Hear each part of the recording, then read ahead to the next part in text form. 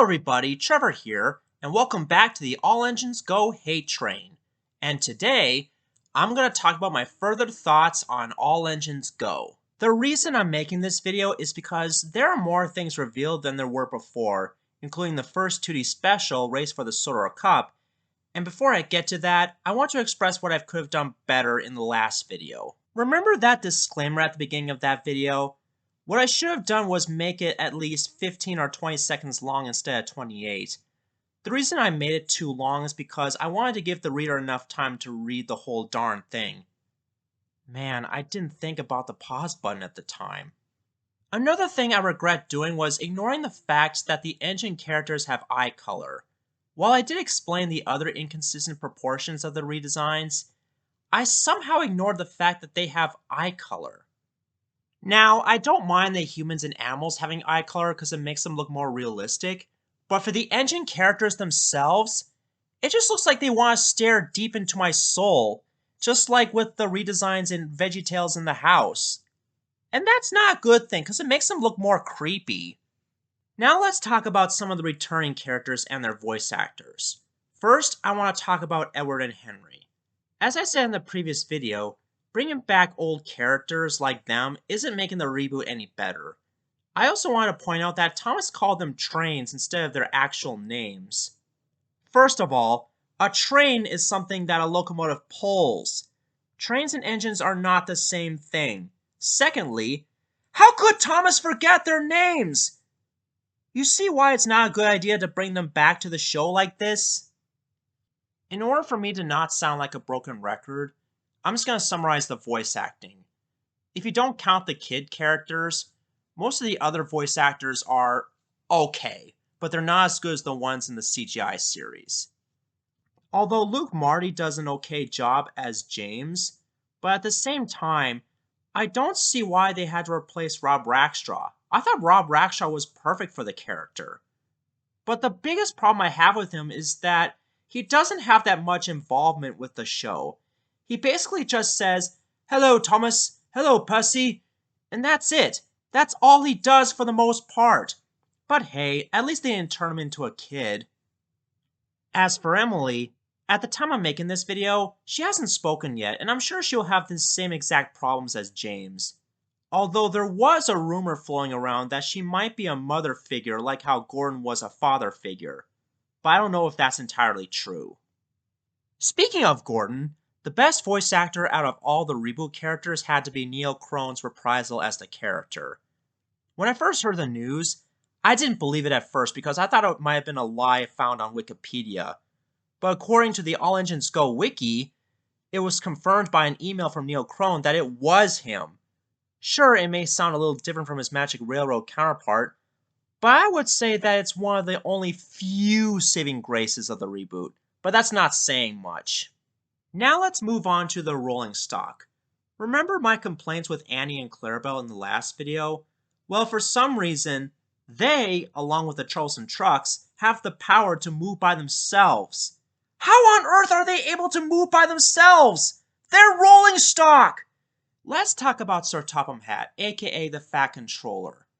In an old CIF interview with Mattel, it was said that Sir Topham Hatt was going to be a comedic foil throughout the show, but it turns out they changed that and have him appear less often. And that's not a good thing because Sir Topham Hatt is supposed to be an important character in the show. He's the one who's in charge of all the engines, and he's also a father figure to them.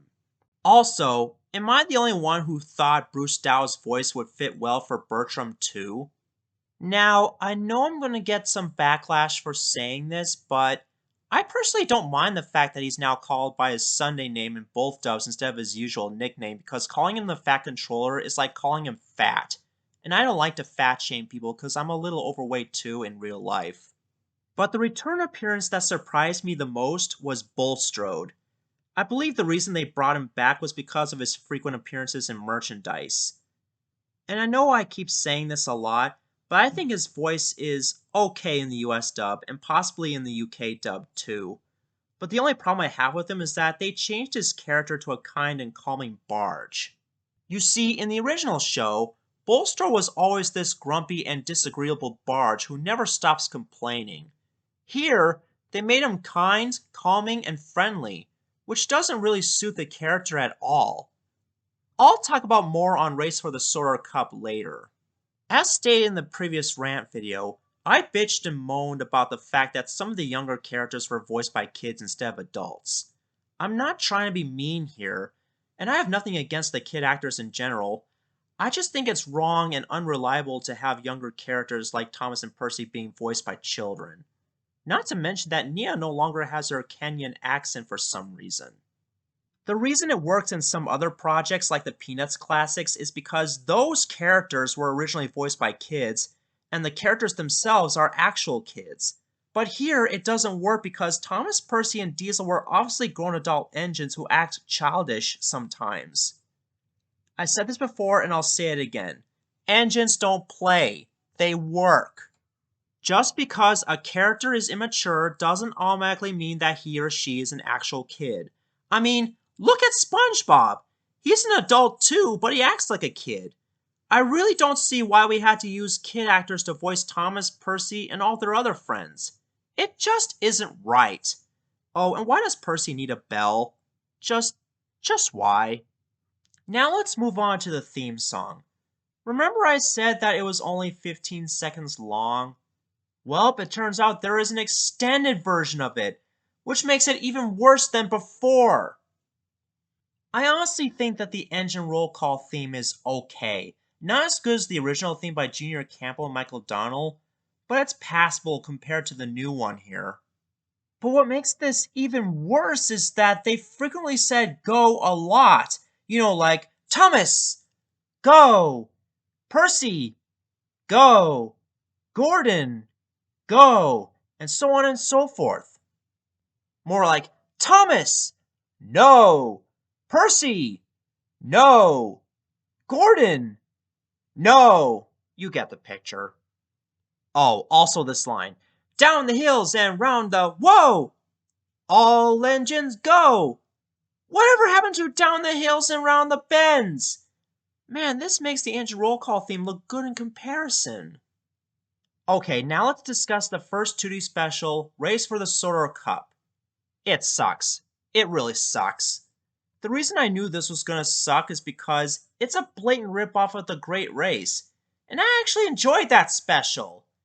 In this movie, Thomas and Connor worked together to win the race against some new bland and forgettable characters, whom I can't tell what their basis was. Though I can safely assume that they're all freelance designs like Kana. Oh, and did you know that Kana was originally going to be Kenji's sister? Yeah, I thought that would have been an interesting concept. Now you might say that Kenji and Hiro coming back together here is a good thing, but I don't want to repeat myself on why that's not a good thing in my book because I don't want to sound like a broken record. In fact, they should have made a season 25 earlier. You know, in full CGI. You see, that's why I think they should have continued where Big World Big Adventures left off regardless of its failure. Otherwise, we get shit like this. The songs in this movie are so-so for the most part, but they're not as memorable as the ones in The Great Race. I mean, if you like them, that's fine, but for me, I'd rather listen to the songs in The Great Race because they're more catchy and memorable. And as I said before in the last video, there's zero consistency here. For example, how were the runaway minecarts moving by themselves at one point? What caused them to run amok? Another instance is the balancing contest hosted by Hiro. You do realize that engines can't control themselves, right? Therefore, they can't balance things on their own. You see, that's the problem with the bouncing here. It's way too cartoony. Oh, and about the climax and ending, I knew Thomas and Connor were going to win anyways. It's so predictable. What else can I say? The only positive things I can think of are some of the voice actors, particularly the grown adults, as well as Bulstrode's first speaking role since season 4 of the original show. But other than that, this special is trash. If you want to see a better story about racing, watch The Great Race. Sure, most of the characters there have minor roles, but hey, at least they're consistent with their animation and character designs. Therefore, I give this one a 1.5 out of 10 stars. Yes, it's even worse than Big World Big Adventures in terms of originality and potential. If I were to say one more positive thing about this reboot, it would be the fact that it is not canon to the original show. Because according to Mattel, this is not season 25, which is a good thing because I don't want seasons 25 and 26 to be like this. You guys might think it's season 25 of the original show, but it's not. Despite a few positives with this new show, I still hate it to this day. The 2D animation doesn't suit the series, the redesigns are inconsistent, the voice acting is alright except for the kid actors themselves, and the worst part of it all is, there's no logic, consistency, or realism at all. In fact, this new show is so bad that even some of the kids and parents hated it too. And for once, I agree with the soccer moms on this. Heck, even Brockcroft didn't like the reboot one bit, as stated here on her Facebook page. And I totally agree with her on this because Thomas didn't need a reimagining. It did not need a revamp. It did not need to exist at all. Not only that, but Mattel really needs to understand that the original didn't appeal to just kids. It appealed to all ages, including teens, adults, and grandparents alike.